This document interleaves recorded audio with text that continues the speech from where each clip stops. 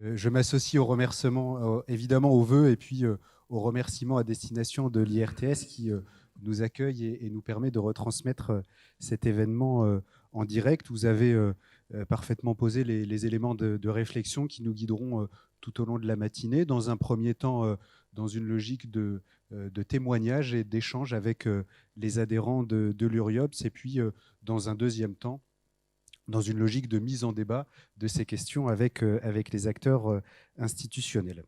Cette matinée sera aussi ponctuée de petites vidéos qui permettront de mettre en valeur les actions, les innovations des adhérents pendant cette période de crise. Pour ce premier temps, j'ai le plaisir d'accueillir Johan Van Messen, directeur développement et logistique pour l'association Yves Lefebvre, et Thomas Depardieu, directeur de territoire pour la FEJ. Merci à vous, messieurs, de votre présence. Monsieur Depardieu, je vous propose de démarrer avec vous. En écho à ce qui a pu être évoqué ce matin, quels sont les grands constats ou les grandes observations que vous avez pu faire en matière d'impact de cette crise sur les pauvretés telles qu'on les a évoquées ce matin? Et puis, est-ce que vous avez aussi pu constater l'arrivée de nouveaux publics finalement? Oui, bonjour à tous. Merci de ce rendez-vous très précieux et de pouvoir le maintenir malgré les conditions qu'on connaît.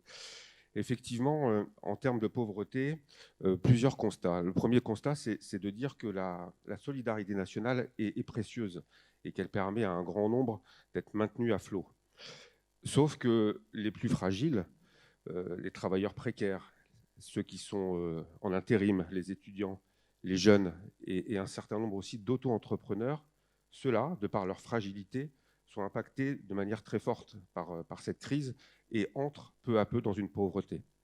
On constate qu'en fin de compte, les effets et les conséquences de cette crise apparaissent, et je trouve que ces derniers jours, ces dernières semaines, s'accélèrent et qu'on voit les effets grandir.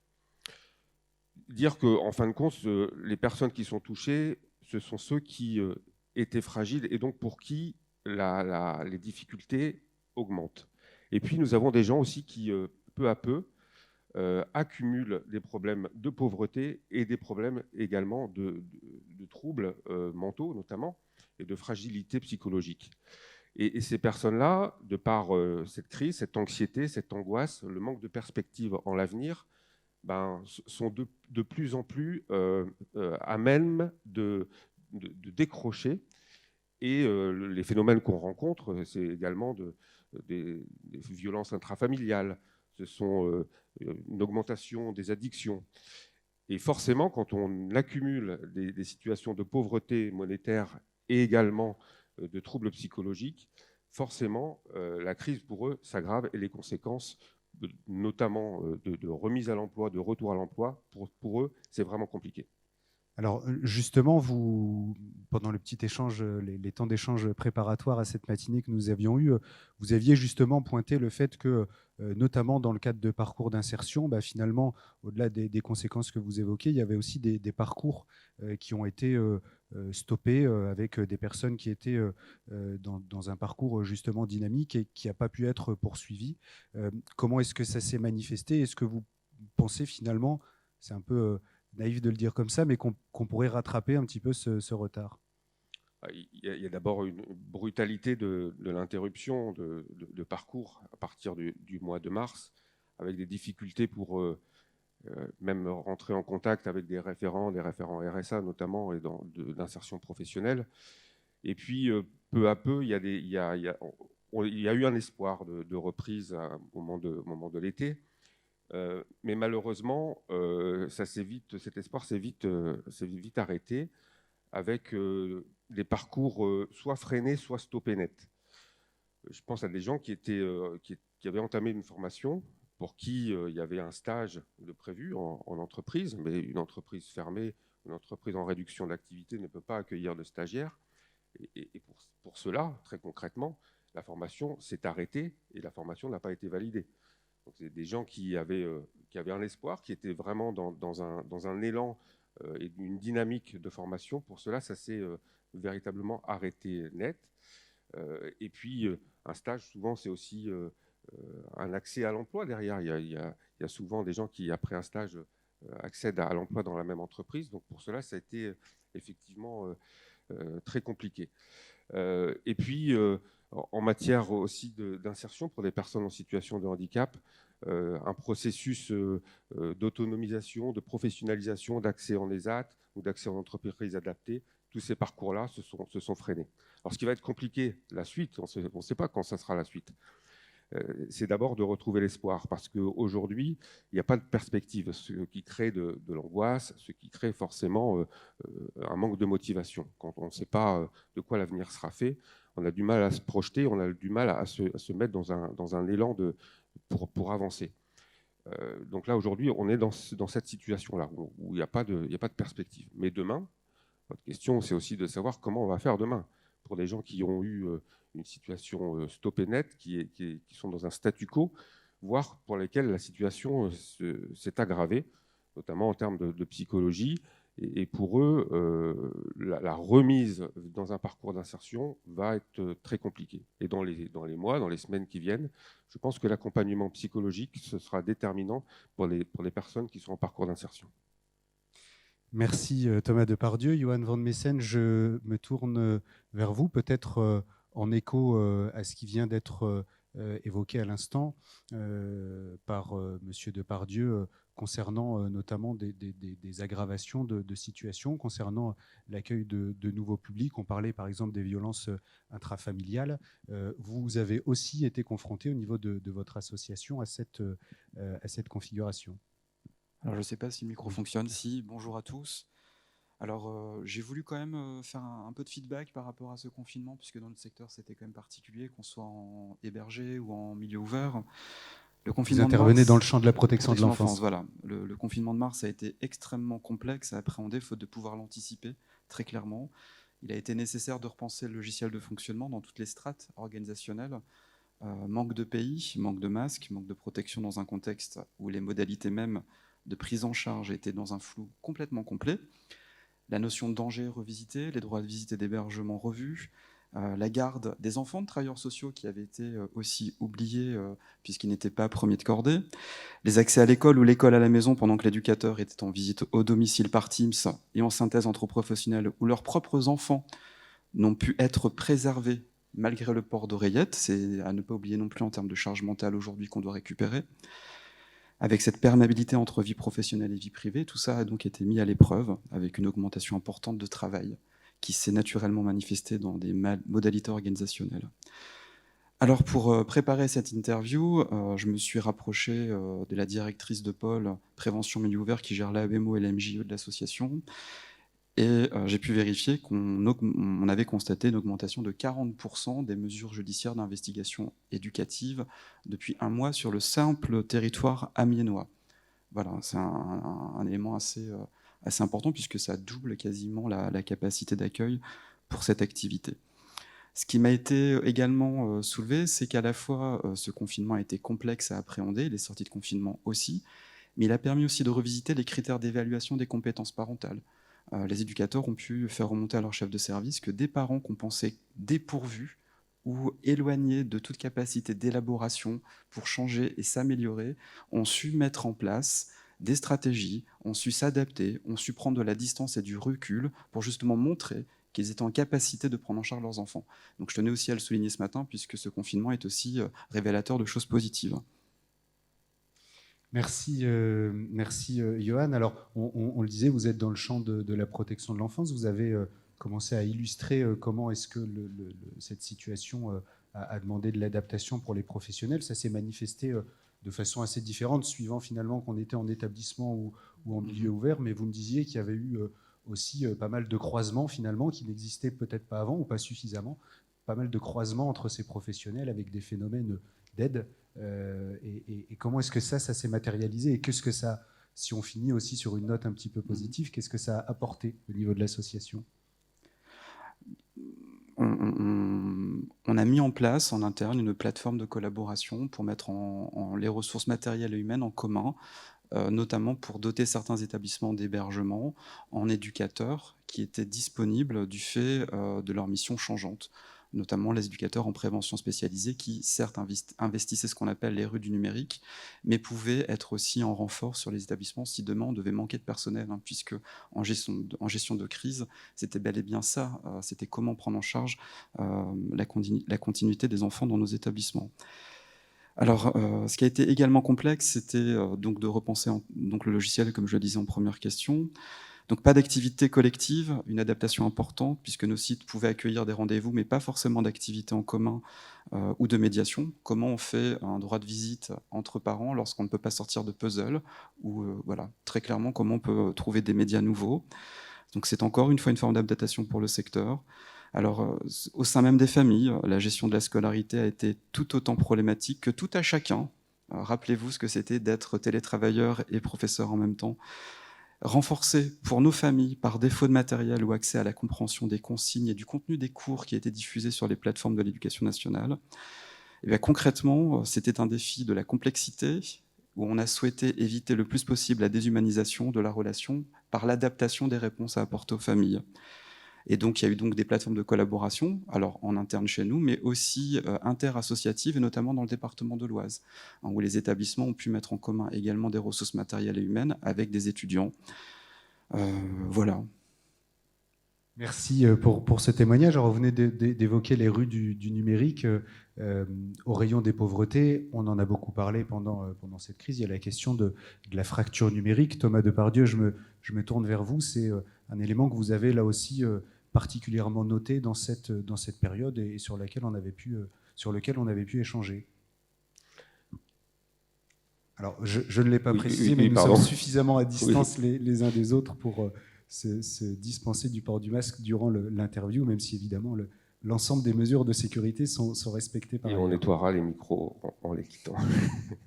Oui, effectivement. Alors, il y a plusieurs choses. Je pense d'abord qu'il y a la communication et l'information vers le grand public. Et encore une fois, les personnes qui sont en fragilité, quand ils passent des 24 heures sur 24 quasiment avec des chaînes d'information allumées, avec des informations qui sont parfois contradictoires, anxiogènes, a créé là aussi une augmentation des fragilités psychologiques des personnes. Ça, c'est une chose.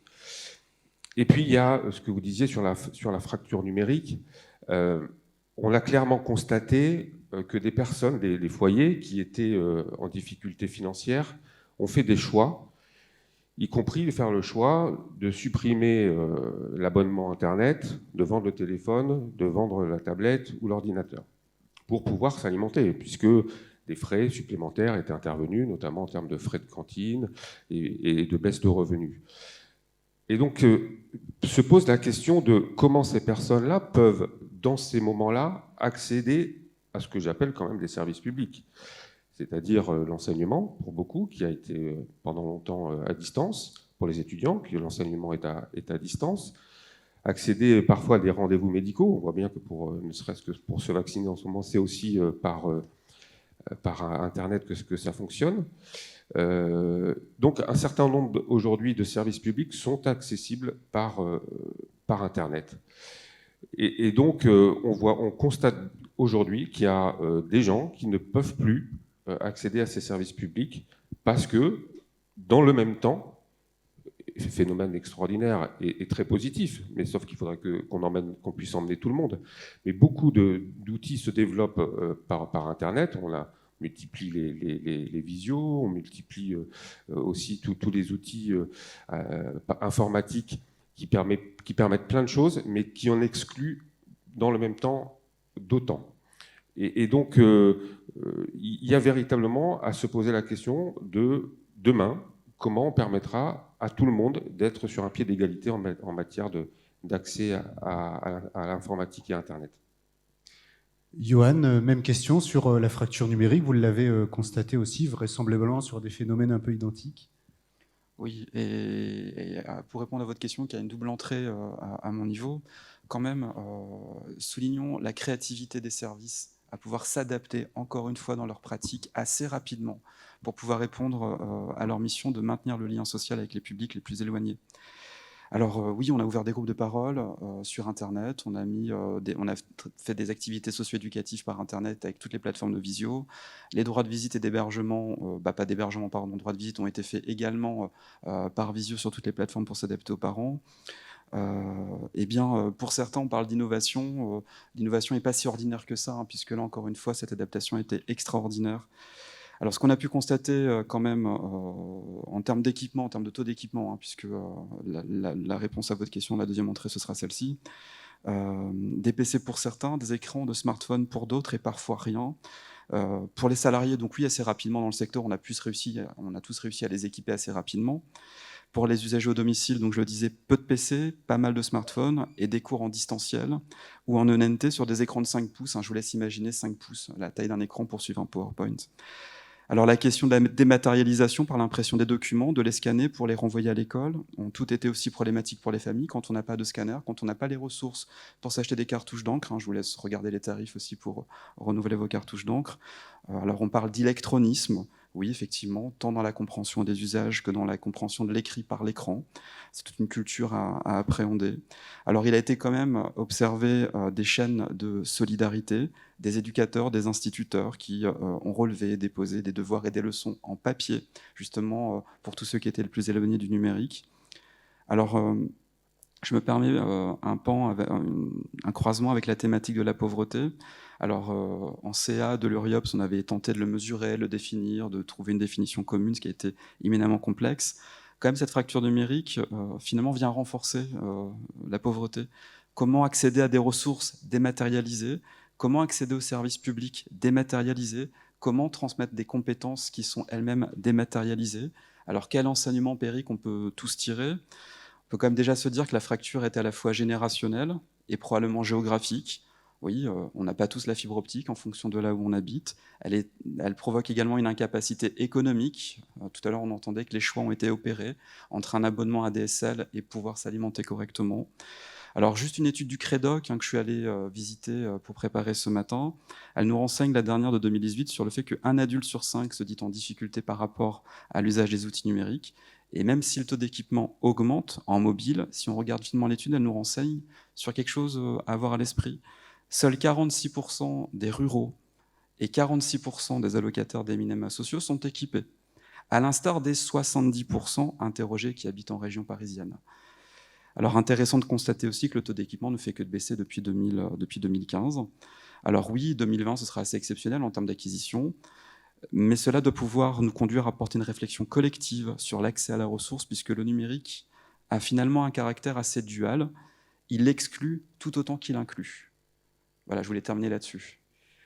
Partage absolument ce point de vue. Johan Van Messen, Thomas Depardieu, un grand merci à vous pour votre témoignage extrêmement enrichissant et issu des réalités de terrain. On a le plaisir d'accueillir maintenant Serge Tonneau. Vous êtes directeur de territoire pour la Fondation Partage et Vie, et Bruno Mas, directeur général de la SRL. Bruno, je vous propose de démarrer avec vous, peut-être avec une première question, à l'instar de celle qu'on évoquait juste avant. En partant des réalités de terrain, quels sont les éléments que vous avez de votre activité, de l'activité de la SRL, envie de signaler en matière de pauvreté et de lien avec cette situation de crise? Merci Ahmed. Donc, nous sommes à la télé, donc nous vous voyons, c'est ça? Il va falloir que je fasse attention. Oui, alors, en partant effectivement de la réalité, d'abord dire que quand on parle des personnes en situation de handicap, on ne parle pas d'une population homogène. Les personnes en situation de handicap, chacun le sait, ça peut aller du chef d'entreprise qui a eu un accident de la vie et qui est en fauteuil roulant, jusqu'à des personnes extrêmement en manque d'autonomie et dans des établissements et des services sans lesquels elles ne pourraient avancer. Donc c'est toujours compliqué de parler de façon générale des personnes en situation de handicap.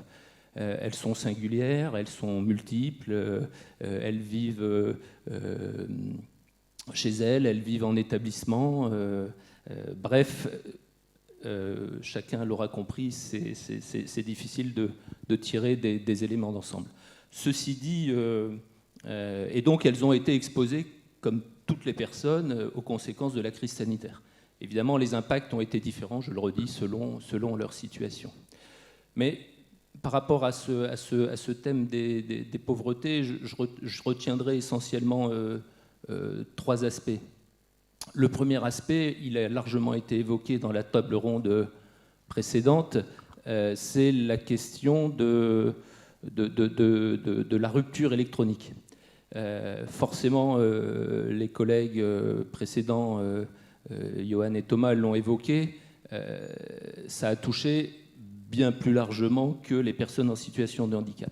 Mais pour les personnes en situation de handicap, en tout cas pour certaines, toujours dans cette idée que ces personnes, enfin, il n'y a pas une uniformité des personnes en situation de handicap, mais pour certaines, ça a été terrible, au point de les empêcher quasiment d'accéder, par exemple, simplement à leurs revenus. Quand un établissement bancaire était fermé, quand la Poste était fermée, par exemple, et on sait que la Poste est la banque d'un certain nombre de personnes avec des revenus plutôt bas, c'était extrêmement compliqué pour ces personnes simplement d'accéder à leurs droits et à leurs revenus. Ce sont souvent des personnes qui ont besoin d'avoir un contact humain pour que la personne en face puisse bien leur expliquer la façon d'accéder à leurs revenus. Pareil, mais Thomas l'a évoqué juste avant, l'accès aux soins.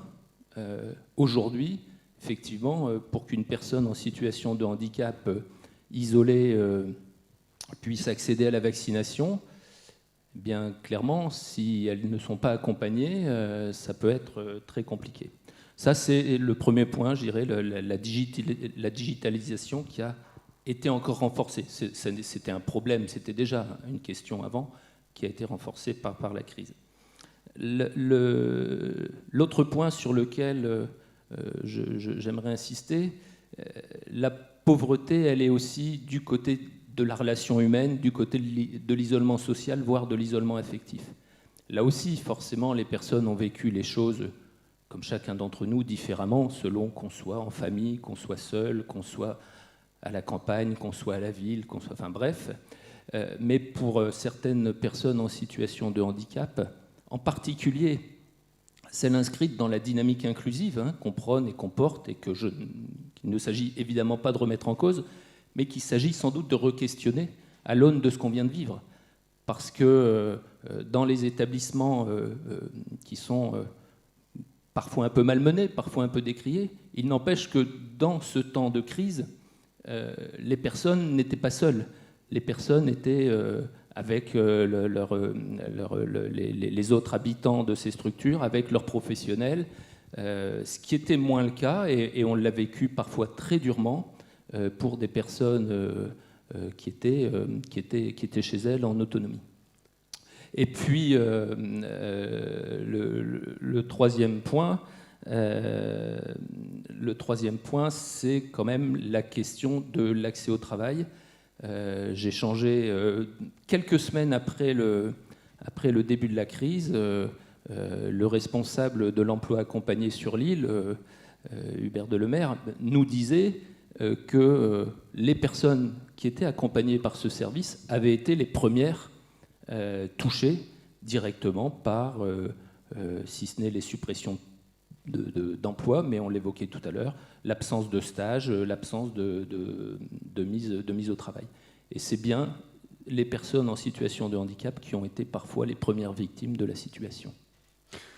Merci Bruno. Serge Tonneau, je me tourne vers vous, peut-être pour revenir sur un des points qui a été évoqué par Bruno Mas sur la question de l'isolement. Quand on a eu un échange préalable, cette question de l'isolement est revenue comme quelque chose que vous avez vous aussi constaté de façon extrêmement forte.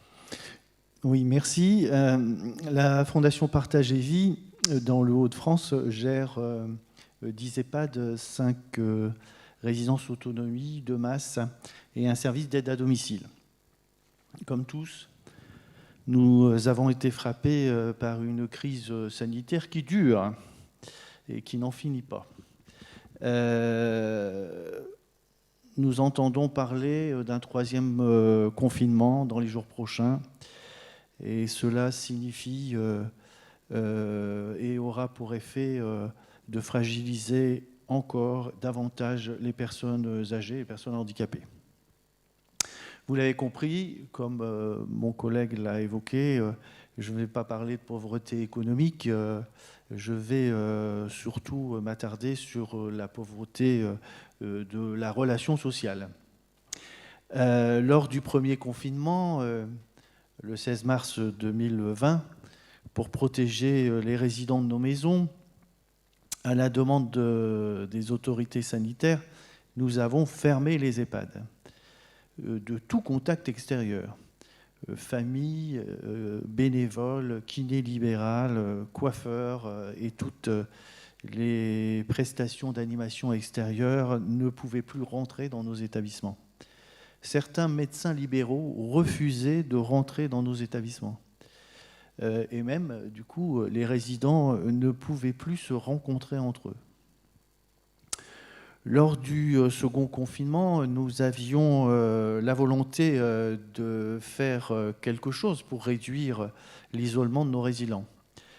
Nous avons créé des hameaux de vie, c'est-à-dire des petites unités avec un personnel dédié.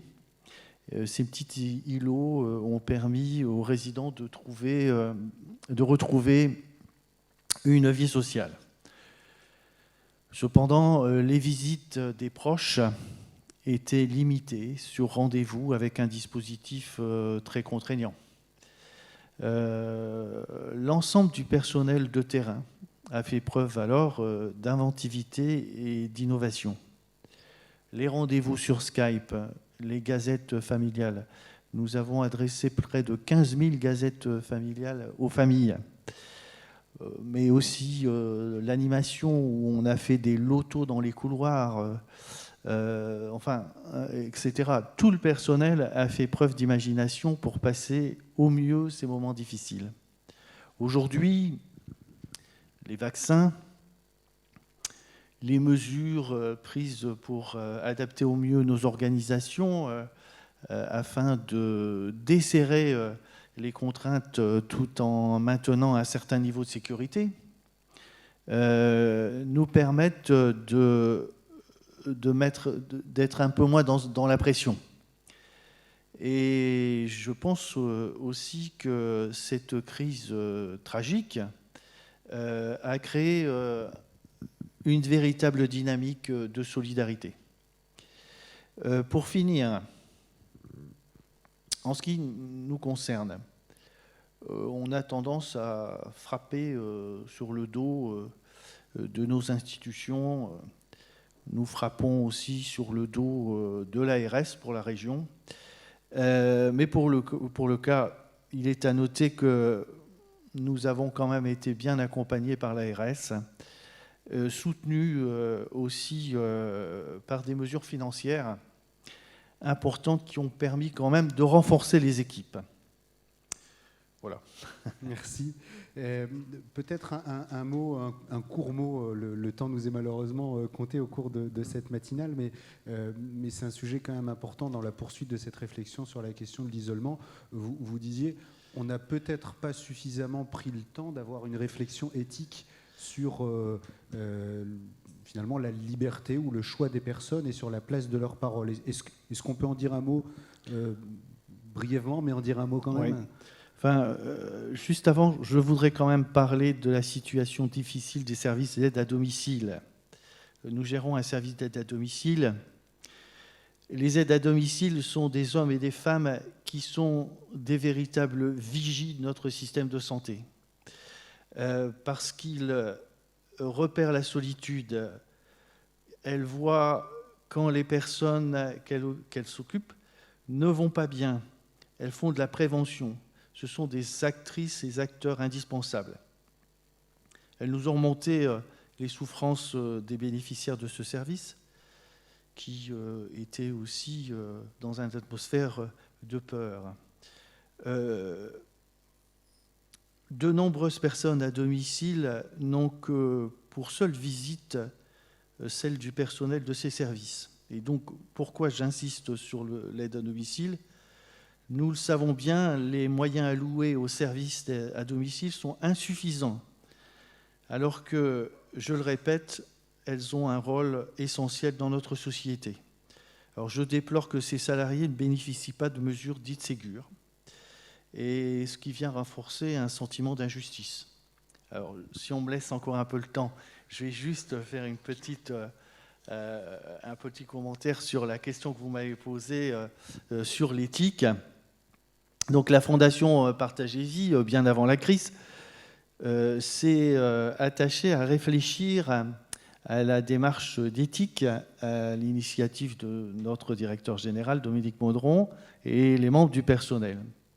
Et donc, il y a une réflexion où nous sommes assistés par Roger Paul Droit, Pascal Brusner, Monique Cantos-Perben, mais aussi le neuropsychiatre Boris Cyrulnik, pour ces réflexions d'éthique. Alors, néanmoins, la rapidité et la brutalité des événements nous ont surpris. Notre volonté de protéger nos résidents nous a contraints à limiter fortement leur liberté. Alors, plusieurs réponses sont appuisées dans un ouvrage de la Fondation Partage et Vie qui vient de sortir aux éditions PUF, je vais faire de la pub, en novembre 2020. On le relaiera dans la newsletter de l'URIOPS d'ailleurs. Comment ? On relaiera l'ouvrage dans la newsletter de l'URIOPS. Super. Donc la démarche éthique se poursuit encore aujourd'hui sur le thème de la vie bonne, pour finir sur une note positive. Merci, Monsieur Tonneau. Bruno Mas, peut-être pour rebondir sur un premier point qui a été évoqué par Serge Tonneau à l'instant sur la question de l'aide à domicile. On sait effectivement, et vous avez tout à fait raison de le souligner, la situation difficile des services d'aide à domicile et notamment parfois des situations d'une forme de précarité pour les professionnels aussi. De façon plus large, on sait que le secteur social, médico-social, fait l'objet d'une attractivité moyenne et que les conditions de travail ils sont vraisemblablement pour quelque chose. Et est-ce qu'il y a quelque chose à dire du côté de cette précarité, voire peut-être d'une forme de pauvreté pour les travailleurs sociaux ? Oui, je pense qu'il faut oser le dire et les organismes gestionnaires, les associations et avec leur tête de réseau l'ont dit, l'ont fait savoir. Effectivement, dans nos associations, alors je parle pour la mienne, mais qui est sous Convention 66, il faut savoir qu'un certain nombre de salariés sont au SMIC et tout juste, et encore, il faut mettre des primes exceptionnelles pour que les salariés soient au-dessus du SMIC. Et effectivement, c'est une difficulté. Je veux dire, ça n'est pas une légende. Alors peut-être un peu moins en région, mais ça n'est pas une légende que sur la région parisienne, les recrutements sont extrêmement difficiles et que certains travailleurs sociaux passent parfois la nuit dans leur voiture pour ne pas retourner en banlieue et pour être à leur travail le matin. Je pense que c'est pas une légende. Faut pas non plus.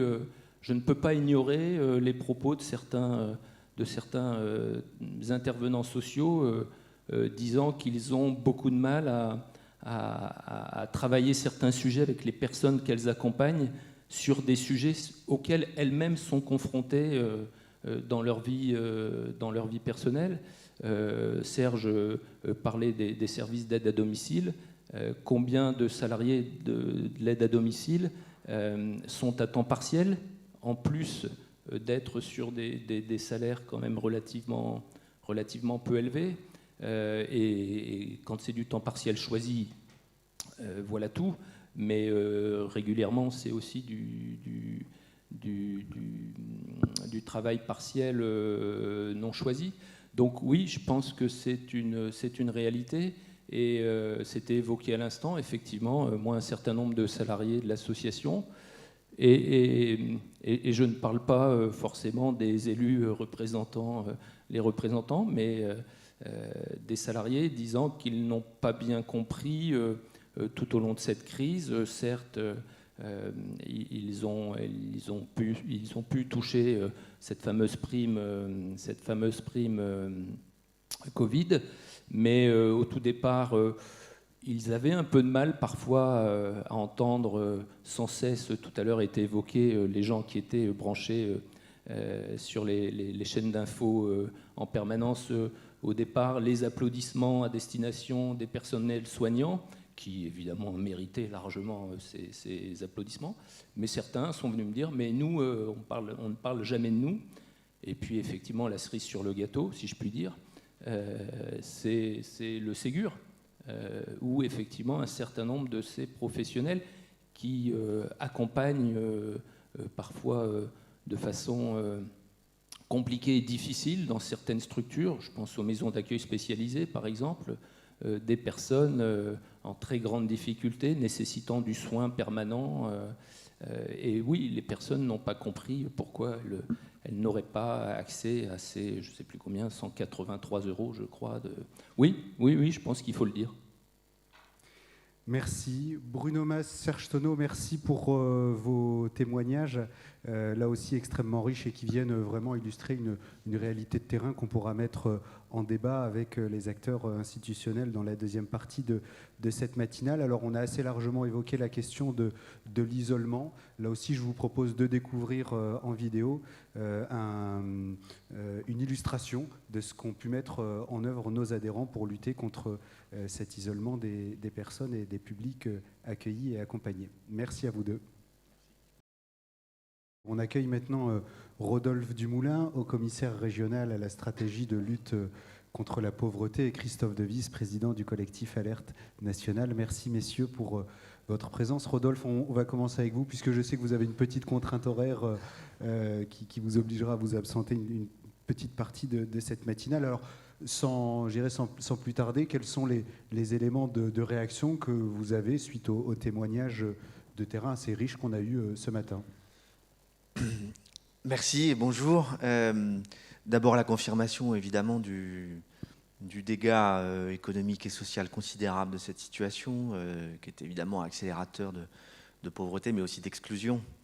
Et en même temps, je voudrais nuancer un tout petit peu ce constat, parce qu'il se trouve que dans cette région, on constate aussi tous les jours une forme de résilience assez exceptionnelle, et qui fait que si on regarde les indicateurs économiques et sociaux les plus objectifs possibles, c'est par exemple dans cette région qu'on a l'augmentation la moins forte du nombre de bénéficiaires du RSA depuis un an. Voilà. Et dans ce département du Nord, à 2,5% contre 8% au niveau national. Ce qui veut dire quelque chose aussi de la résilience et du rôle qu'ont pu jouer les amortisseurs sociaux, d'abord les amortisseurs institutionnels et évidemment les amortisseurs associatifs, tout ce tissu dont on voit qu'il tient des mailles extrêmement fragiles. Voilà. Mais que cette résilience, c'est une force et ça fait partie des ressources de l'après-crise, je pense, dont vous avez parlé. Alors, ce qu'on constate, c'est à la fois que pour les publics qui étaient déjà pauvres, cette pauvreté se double d'un repli et d'un risque de décrochage évident. Décrochage au sens large, non seulement des jeunes, mais aussi des publics qui décrochent complètement la relation à l'institution, au service d'aide.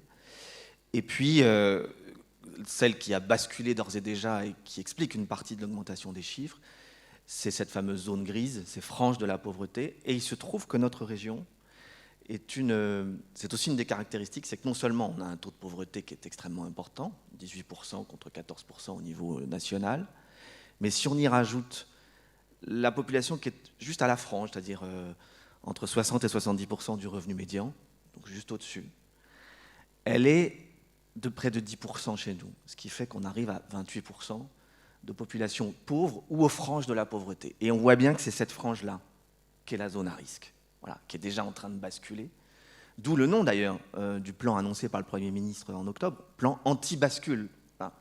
Et tout ça, je pense, vient conforter les fondamentaux de la stratégie de prévention et de lutte contre la pauvreté.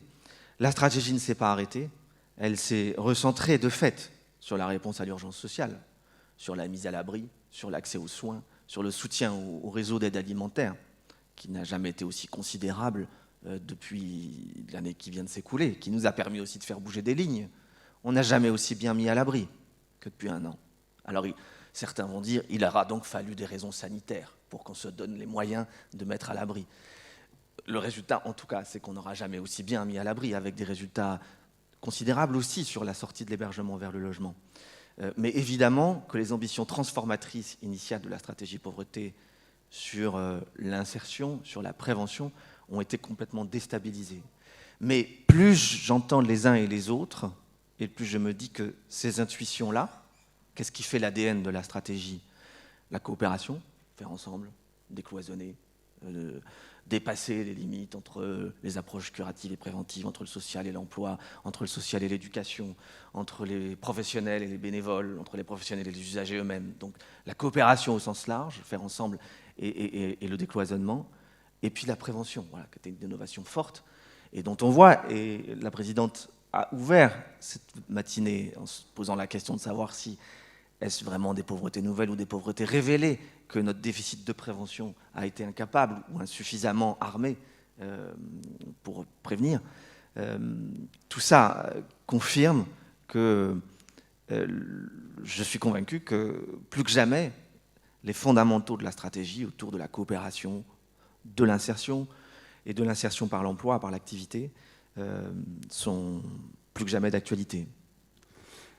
Est-ce qu'on peut néanmoins imaginer, ou en tout cas réfléchir à la façon dont cette stratégie pauvreté, elle peut aussi finalement évoluer en intégrant un certain nombre de constats? Alors vous l'avez dit, et je pense qu'on est tous d'accord, il n'y a rien de nouveau finalement, et on est davantage dans un effet révélateur ou dans un effet accélérateur. Mais on a par exemple parlé des questions de lien social qui se sont révélées quand même extrêmement prégnantes. On a beaucoup parlé de la question de la fracture numérique, dont on voit aussi que c'est un enjeu qui est tout autant un enjeu d'insertion qu'un enjeu d'emploi, qu'un enjeu culturel. Comment est-ce que ces enjeux, finalement, ils peuvent venir irriguer aussi une stratégie pauvreté qui, à son lancement, s'inscrivait dans un contexte qui n'était pas un contexte de crise sanitaire? Oui, c'est à la fois un accélérateur. Enfin, on voit bien que cette crise fait bouger des lignes dans les deux sens. Hein, voilà. Mais les lignes qui bougent dans le bon sens, il faut qu'on puisse les accélérer et s'appuyer sur ces dynamiques. Je crois notamment que l'outil numérique qui, effectivement, vous l'avez bien dit, exclut autant qu'il inclut, mais a été aussi un outil de décloisonnement, ça c'est vrai, et se comporte autour de l'ambition du service public de l'insertion et de l'emploi. C'est-à-dire ce vrai décloisonnement entre l'accompagnement social et l'accompagnement vers l'emploi. L'outil numérique peut servir cette ambition-là. De la même façon que sur cette question fondamentale dans la pauvreté relationnelle ou l'anomie, je vais paraphraser Gérard qui va peut-être en parler plus tard, Tonnelet, mais l'alliance entre des professionnels, des bénévoles, des usagers eux-mêmes, on le voit, est fondamental. Et notre système aujourd'hui, il a encore du mal à faire coexister des logiques professionnelles et des logiques bénévoles. Je prends juste un exemple. Vous savez, l'État a lancé des dispositifs de réserve civique. Et dans cette région, lors du premier confinement, on a eu en quelques jours 20 000 propositions d'aide pour 2 000 mise en relation effective. Alors, dans l'eau, il y avait des bénévoles qui disaient « Ah ben j'aimerais bien », puis en fait, quand on leur demandait « Ok, ben, est-ce qu'on peut t'avoir la semaine prochaine à telle heure ?» Bon, il n'y avait plus personne. Mais la plus grande difficulté, ce n'était pas tant ça. C'était la difficulté des associations eux-mêmes, des institutions aussi, elles-mêmes, à savoir faire une place aux bénévoles. Du bénévole qui est forcément pas formé, un peu embêtant. Et cette question-là, est-ce qu'on est capable de coproduire du service public avec du bénévolat, avec des retraités, avec voilà, on a aujourd'hui un troisième âge qui est une troisième vie avant le quatrième âge. Qu'est-ce qu'on fait de cette ressource-là? Qu'est-ce qu'on fait de... Et ça, c'est une question qui n'est pas réglée, voilà, et qu'il va falloir, parce qu'on sait très bien que, évidemment, que les pouvoirs publics vont devoir, et ils le font de façon considérable comme ils l'ont jamais fait. L'État français aura dépensé 2 fois plus que ses ressources cette année. Imaginez un ménage qui fait ça. Et donc il va falloir agir autrement. Et agir autrement, c'est agir ensemble, en se disant qu'on n'oppose pas des professionnels du social et des bénévoles, des voisins, de la famille. Et ça, Je crois qu'on ne sait pas encore complètement faire. Voilà. C'est l'objet d'une nouvelle direction, la DRAGES, la direction régionale de l'engagement, dont c'est l'objet. Et je crois que c'est un défi considérable, voilà, qui n'est pas je ne suis pas en train de faire un plaidoyer pour le désengagement des pouvoirs publics. Hein. Je dis comment on fait ensemble autrement pour faire face aux défis considérables de l'après, voilà, avec les ressources, et pour paraphraser le titre très bien choisi de votre matinale. Alors, peut-être pointer une forme de paradoxe, ou en tout cas relever une petite nuance sur la question de l'articulation entre les bénévoles et les professionnels. Le constat, il est qu'il y a eu une nouvelle forme d'engagement ou une nouvelle forme de bénévolat avec des personnes qui n'étaient pas forcément en proximité du bénévolat. Quand on parle de bénévoles qui ne sont pas forcément formés, etc., il y avait aussi, avant ça, dans les associations, une coexistence entre des professionnels, des bénévoles, et pour le coup, des bénévoles qui sont formés, qui sont compétents pour intervenir. Maintenant, la question qui se pose, effectivement, c'est comment est-ce qu'on peut capitaliser sur un élan de solidarité, on pourrait utiliser ce terme-là, et un nouveau bénévolat, et comment on articule ça avec effectivement les institutions, qu'elles soient associatives ou qu'elles soient... tu as raison de me permettre de corriger. Évidemment que les associations tiennent, c'est leur colonne vertébrale, sur leurs bénévoles, à commencer par leur gouvernance. Enfin, évidemment que s'il n'y a pas de bénévoles, il n'y a pas d'association. Enfin, ça, c'est évident. Tu as raison, c'est vrai. La question, c'est cette nouvelle forme de bénévolat, ponctuelle, et qui est beaucoup plus difficile à appréhender, mais qu'il faut qu'on apprenne à appréhender, parce qu'on a une ressource, et puis une ressource de valeur, parce qu'en fait, en réalité, les gens ont envie, besoin de s'engager. Ils souffrent terriblement de ce déficit de lien, et qui passe aussi par l'engagement.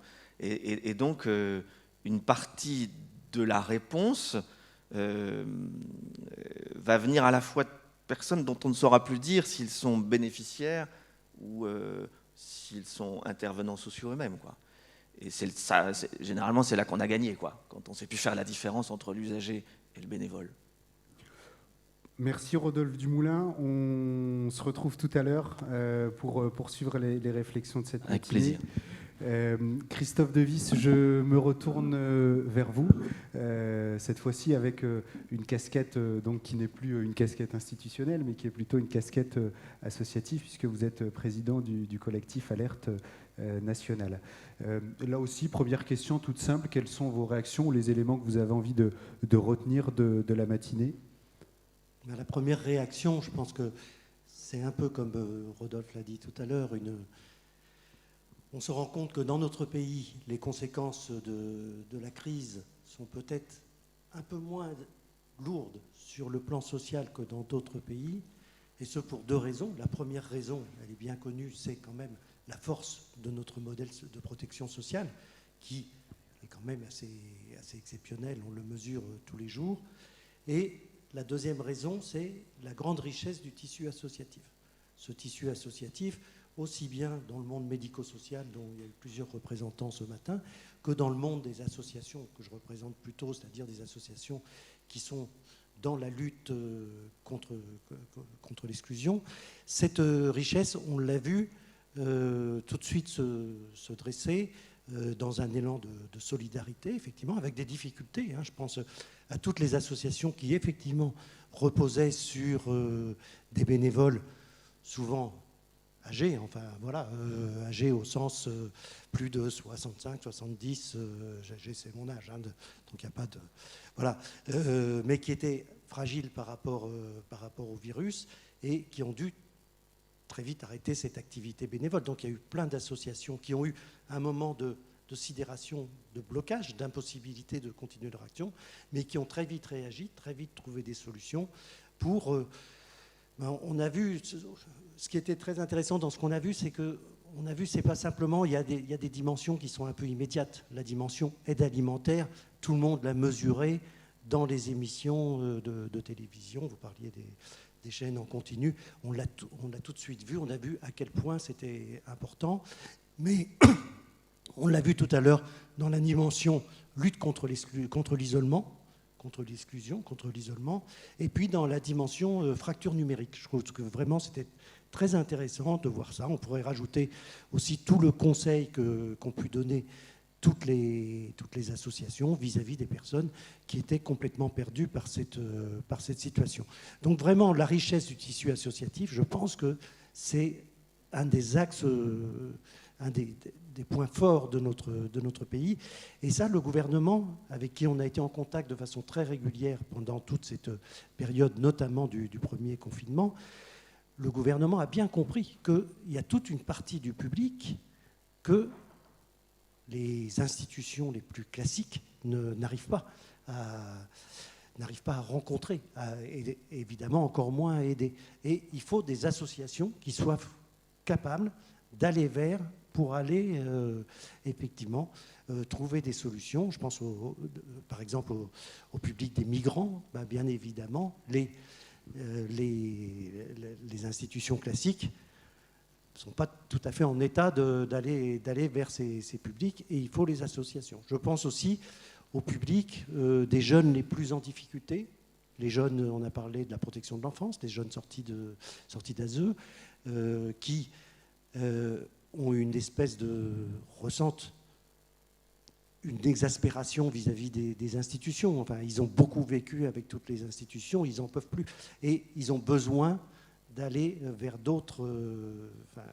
on a besoin d'aller les chercher d'une autre façon, et donc les associations ont ce rôle vraiment prioritaire. Et ça, je crois que vraiment, au bout d'un certain temps, le gouvernement a compris que les associations, d'une part, lui donnaient, et on y reviendra peut-être, lui donnaient l'explication de ce qui changeait dans la pauvreté, dans ce monde des personnes pauvres, c'est-à-dire à la fois l'aggravation des situations de pauvreté, mais à la fois petit à petit l'arrivée de personnes qui n'étaient pas pauvres jusqu'ici, qui étaient effectivement dans cette zone un petit peu au-dessus, mais qui est très très importante, hein, qui est cette zone fragile et qui aujourd'hui est soit basculée dans la pauvreté, soit craint énormément, et on les comprend tous très bien, de basculer. Alors justement, peut-être pour poursuivre dans cette dimension, le collectif Alerte, que ce soit au niveau national ou au niveau régional, évidemment en articulation avec ses membres et avec les réseaux, porte aussi un certain nombre de propositions, alerte sur des situations, mais porte un certain nombre de propositions. Est-ce que peut-être vous pouvez nous dire quelles ont été les principales revendications finalement qui ont été portées par le collectif Alerte et qui sont toujours portées d'ailleurs? Alors là, vous m'amenez un peu loin, mais... là, on ne sera peut-être pas en accord avec Rodolphe, c'est tout à fait normal, même si sur le premier point, je pense que notre analyse était très, très convergente. Il faut voir que le début, dans les discussions que nous avons eues avec le gouvernement depuis le début de ce quinquennat, il y a eu un peu deux types de discussions. Il y a eu une discussion très, très riche sur la stratégie pauvreté et qui s'est continuée par des discussions tout aussi riche sur le revenu universel d'activité. Et puis, il y a des discussions que nous avons eues sur la situation des personnes pauvres, où là, nous avons été très nettement en désaccord avec une analyse de la situation des personnes pauvres, là, donc les 15% des personnes en situation de pauvreté, enfin sous la barre des 60% de revenus médians, et où nous avons constaté, c'est plutôt les scientifiques, les économistes qui ont constaté que le revenu de ces 15% les plus pauvres a stagné, voire dans certains cas a baissé. Donc on arrivait déjà dans une situation, quand la crise est arrivée, on était déjà dans une situation qui était très, très frappante, avec d'un côté une politique qui d'abord avait été très favorable pour les plus riches, vous vous rappelez les mesures, et qui a continué. Par exemple, quand on dit qu'on va supprimer la taxe d'habitation pour les 20% les 20% des Français aux revenus les plus élevés, c'est une politique qui est encore favorable aux personnes les plus aisées. Et puis, il y a eu toute la dimension qui a été très, très importante à la suite, on va dire, du mouvement des Gilets jaunes, qui a été favorable, qui a porté notamment, par exemple, sur la prime d'activité, qui a porté sur l'impôt sur le revenu, et qui a amélioré, renforcé, et c'était sans doute bien de le faire, qui a renforcé le revenu des personnes des classes moyennes, on va dire. classe moyenne, inférieure et supérieure, mais qui n'a pas du tout touché les personnes pauvres. Et on s'est trouvé dans une situation où vraiment, et le collectif Alerte a été très, très insistant là-dessus, a dit c'est pas possible, on ne peut pas avoir une politique qui laisse de côté les 15%, les 15% des Français les plus pauvres. Voilà. Donc nous avons insisté sur ce qui nous paraissait une des grandes faiblesses de la stratégie pauvreté, c'est-à-dire l'absence de dimension monétaire. Voilà. Et nous avons insisté. J'y reviendrai peut-être un peu dans la deuxième partie en reprenant peut-être un peu de hauteur par rapport aux événements les plus récents. Mais nous pensons, enfin nous croyons vraiment à la force d'un revenu minimal, à la force d'un revenu minimal d'existence tel que l'était le RMI. Et voilà, il faut absolument le niveau du RSA socle tel qu'il existe aujourd'hui. Il est beaucoup trop faible, tout le monde le sait, pour permettre à des personnes de vivre dignement. Il faut absolument une revalorisation forte de ce niveau. Et puis, et je m'excuse, je suis un petit peu long, mais j'y reviendrai peut-être tout à l'heure, je pense que l'une des dimensions qui a été la plus marquée dans la crise que nous connaissons, c'est la situation des jeunes. On en a parlé très récemment avec la situation des jeunes étudiants, et je crois que beaucoup en ont parlé de façon implicite, la situation des jeunes non étudiants en situation de recherche, d'insertion, etc., dans les missions locales, à Pôle emploi, etc., et qui se retrouvent, du fait de la crise économique, conséquence de la crise sociale, qui se retrouvent dans des difficultés extraordinaires. Et ça, mais je pense qu'on va y revenir, je pense que ça va durer et ça appelle des réponses fortes, et notamment, nous, le collectif Alerte, au niveau national comme au niveau régional, demande à ce qu'il y ait une extension, quelque chose qui avait été évoqué d'ailleurs dans le cadre du revenu universel d'activité, c'est-à-dire une extension aux jeunes de la logique du RSA. Alors, on nous dit souvent, attention, le RSA jeune, c'est l'assistanat, etc. C'est pas du tout ça c'est pas du tout dans cette logique que nous demandons. Ce que nous demandons, c'est un droit ouvert, systématique à l'accompagnement. Tout jeune de 18 à 25 ans doit avoir ce droit à l'accompagnement, de nature variable. Ça peut être la garantie jeune, ça peut être d'autres dispositifs, mais il faut avoir ce droit ouvert à l'accompagnement et aller chercher les jeunes en situation les plus difficiles. Et ce droit à l'accompagnement doit être doublé d'un droit à une allocation du niveau du RSA. Voilà, c'est bien dans cette logique que nous pensons le RSA jeune et pas du tout, évidemment, dans une logique d'assistanat comme certains peuvent le laisser entendre.